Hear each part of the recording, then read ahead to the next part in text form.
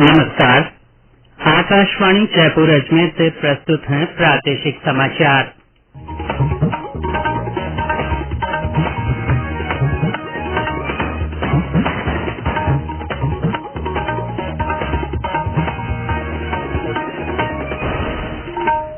मुख्य समाचार।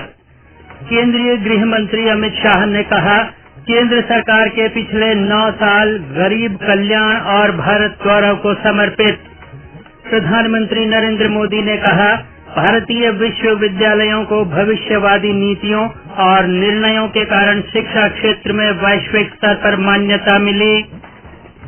मुख्यमंत्री निवास पर अब से कुछ देर बाद राज्य मंत्रिमंडल की बैठक, कई अहम फैसले होने की उम्मीद।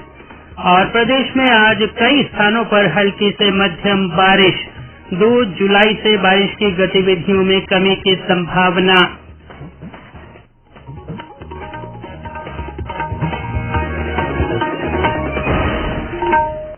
समाचारों के साथ मैं सुदर्शन नाहर। और अब समाचार विस्तार से। केंद्रीय गृह मंत्री अमित शाह ने कहा है कि प्रधानमंत्री नरेंद्र मोदी के नेतृत्व में केंद्र सरकार के पिछले 9 साल गरीब कल्याण और भारत गौरव को समर्पित रहे हैं। श्री शाह केंद्र सरकार के 9 साल पूरे होने के अवसर पर उदयपुर में आयोजित धन्यवाद यात्रा को संबोधित कर रहे थे। गृह मंत्री ने कहा कि पूरे देश में प्रधानमंत्री नरेंद्र मोदी के प्रति लोगों का असीम प्यार है। प्रधानमंत्री नरेंद्र मोदी के नेतृत्व में पिछले 9 साल में किए गए कार्यों का जिक्र करते हुए उन्होंने कहा कि सरकार ने हर वर्ग के बारे में सोचा है। उन्होंने कहा कि सरकार ने जो योजनाएं बनाई, उन्हें रिकॉर्ड समय में धरातल पर भी उतारा है। मोदी जी के शासन के 9 साल गरीब कल्याण के 9 साल है। मोदी जी ने कहा था कि सरकार गरीबों की, दलितों की, आदिवासियों की, पिछड़ों की सरकार है। और 9 साल में इन्होंने इसके लिए ढेर सारे काम किए। मोदी जी के नेतृत्व में ये 9 साल में देश के करोड़ों किसानों को पहली बार 6,000 रुपया प्रति साल मिला है। और अपने राजस्थान में 80 लाख किसानों को अब तक 16,000 करोड़ रुपया सीधा बैंक अकाउंट में ट्रांसफर करने का काम हमारे नरेंद्र मोदी जी ने किया है। श्री शाह ने कहा कि पूरी दुनिया में प्रधानमंत्री मोदी को जो सम्मान मिल रहा है, वह देश के 130 करोड़ लोगों का सम्मान है। उन्होंने कहा कि सरकार ने हर क्षेत्र में विकास के नए आयाम स्थापित किए हैं। हाल ही में पटना में विपक्षी पार्टियों की बैठक पर तंज कसते हुए श्री शाह ने कहा कि विपक्षी पार्टियों के नेताओं पर भ्रष्टाचार के गंभीर आरोप हैं। उन्होंने कहा कि ज्यादातर विपक्षी पार्टियों के नेता अपने परिवार वालों को राजनीति में स्थापित करने का प्रयास कर रहे हैं। अभी अभी सारा विपक्ष के नेता पटना में इकट्ठा हुए। एक बड़े मंच पर प्रेस कॉन्फ्रेंस, सारे लोग 21 पार्टी के लोग थे। ये वोट बैंक की राजनीति करते हैं। नरेंद्र मोदी सरकार पर आज तक हमारे विरोधी भी भ्रष्टाचार का एक भी आरोप नहीं लगा पाए।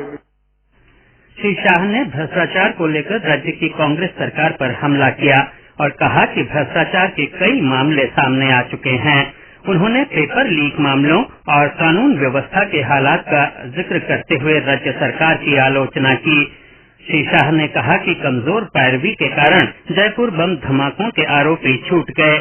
इससे पहले सभा को भाजपा के प्रदेश अध्यक्ष सीपी जोशी, राज्य की पूर्व मुख्यमंत्री वसुंधरा राजे, केंद्रीय मंत्री गजेंद्र सिंह शेखावत, विधानसभा में विपक्ष के उपनेता सतीश पूनिया समेत भाजपा के कई नेताओं ने संबोधित किया। जनसभा को संबोधित करने के बाद श्री शाह ने भारतीय जनता पार्टी के पदाधिकारियों के साथ जनजाति संवाद सम्मेलन में भाग लिया।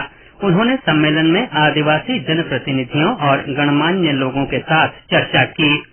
प्रधानमंत्री नरेंद्र मोदी ने कहा है कि भारतीय विश्वविद्यालयों को उनकी भविष्यवादी नीतियों और निर्णयों के कारण शिक्षा क्षेत्र में वैश्विक स्तर पर मान्यता मिल रही है।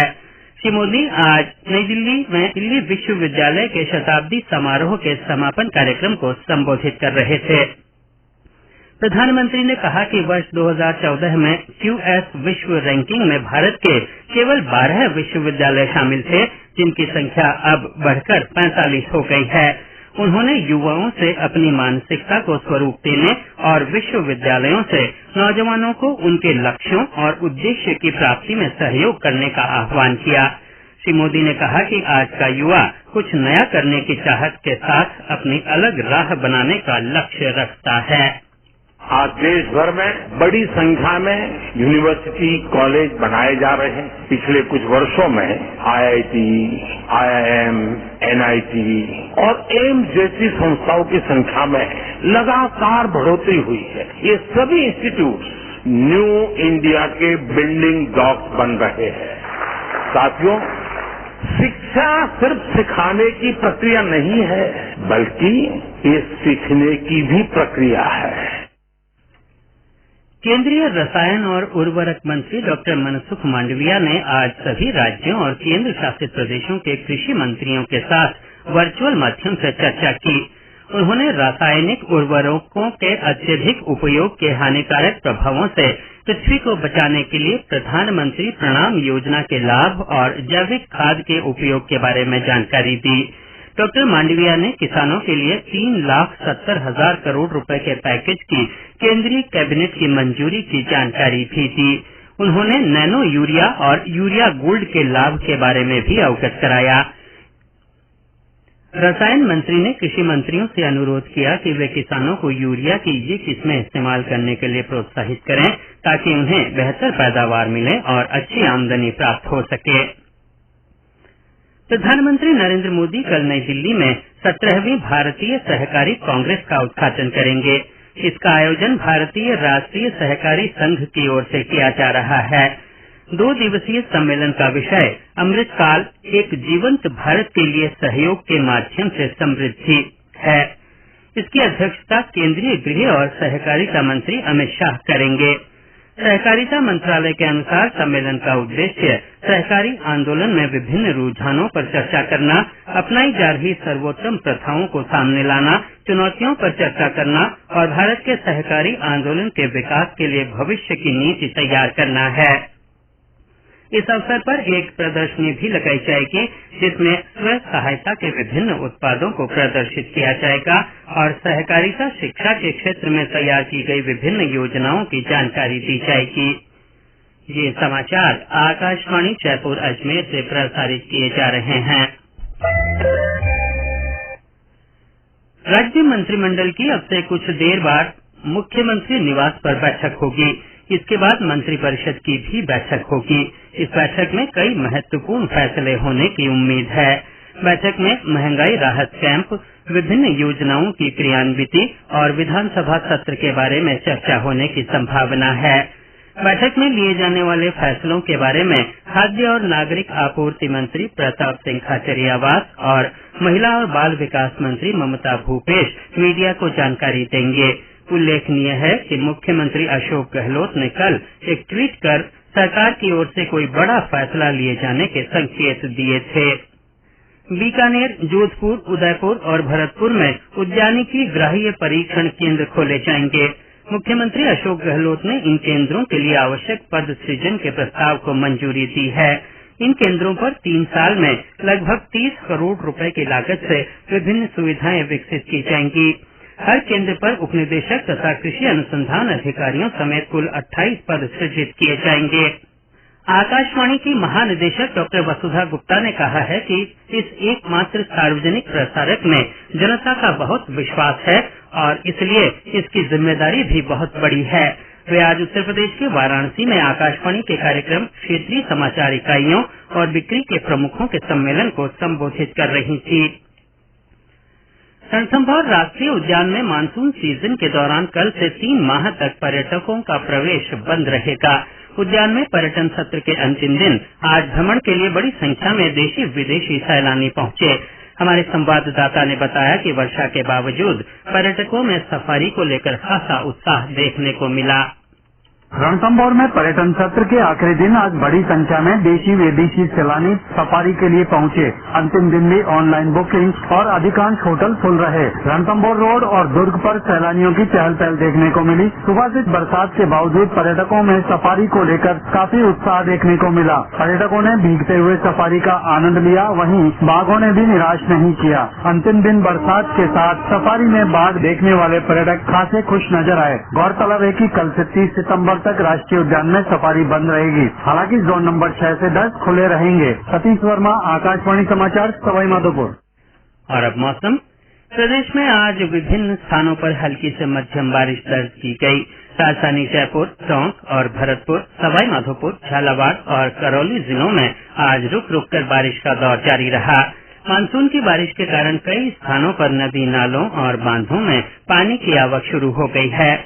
टोंक जिले के बीसलपुर बांध में बीते 24 घंटों में पानी की आवक से बांध का जलस्तर 313.13 RL मीटर दर्ज किया गया।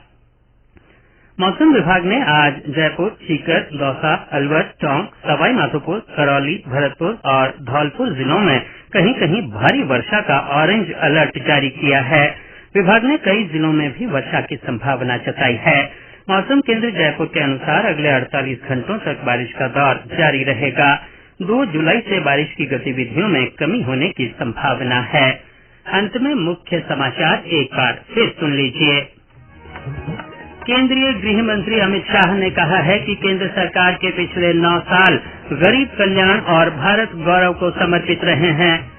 प्रधानमंत्री नरेंद्र मोदी ने कहा है कि भारतीय विश्वविद्यालयों को भविष्यवादी नीतियों और निर्णयों के कारण शिक्षा क्षेत्र में वैश्विक स्तर पर मान्यता मिल रही है।